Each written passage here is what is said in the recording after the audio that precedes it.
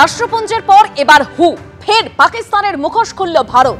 পাকিস্তানকে কড়া ভাষায় আক্রমণ ভারতীয় প্রতিনিধি অনুপমা সিংহের। জেহাদি জঙ্গিদের ভর কেন্দ্র পাকিস্তান, সন্ত্রাসের মদতদাতা ও নিয়ন্ত্রকরা পাকিস্তানের মাটি থেকেই কাজকর্ম চালায়। সিন্ধু জলচুক্তি নিয়েও অপপ্রচার চালাচ্ছে পাকিস্তান।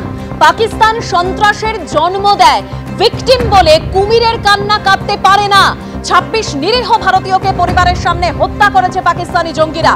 বিশ্ব স্বাস্থ্য সংস্থায় বার্তা ভারতীয় প্রতিনিধি অনুপমা সিংহের।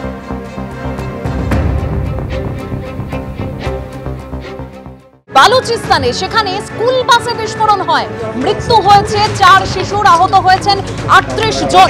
বালুচিস্তানের খুজ্জার জেলায় 0 পয়েন্টের কাছে স্কুল বাসে বিস্ফোরণ হয়।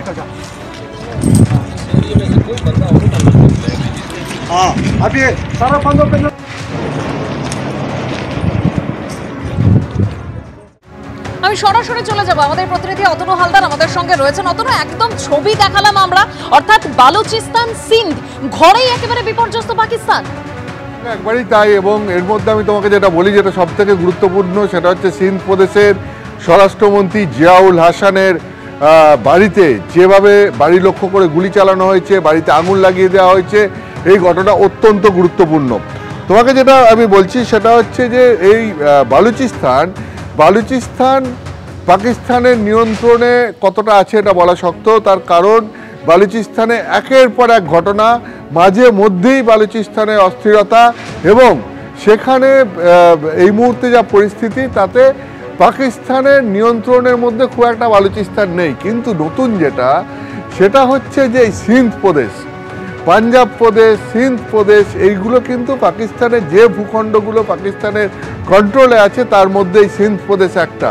কিন্তু সেখানে কি দৃশ্য দেখা গেল আজকে, যে সিন্ধ প্রদেশের কৃষক এবং শ্রমিকরা তারা দুর্নীতির অভিযোগে সিন্ধ প্রদেশের স্বরাষ্ট্রমন্ত্রী, মাথায় রাখতে হবে একজন স্বরাষ্ট্রমন্ত্রীর বাড়িতে সেখানে বিক্ষোভ, সেই বিক্ষোভ চলাকালীন স্বয়ংক্রিয় আগ্নেয়াস্ত্র থেকে তার বাড়ি লক্ষ্য করে প্রকাশ্যে গুলি চালানো হলো, এবং শুধু তাই নয়, সেই বাড়িতে হামলা চালানো হলো এবং সেই বাড়িতে গিয়ে তারপরে আগুন লাগিয়ে দেওয়া হলো।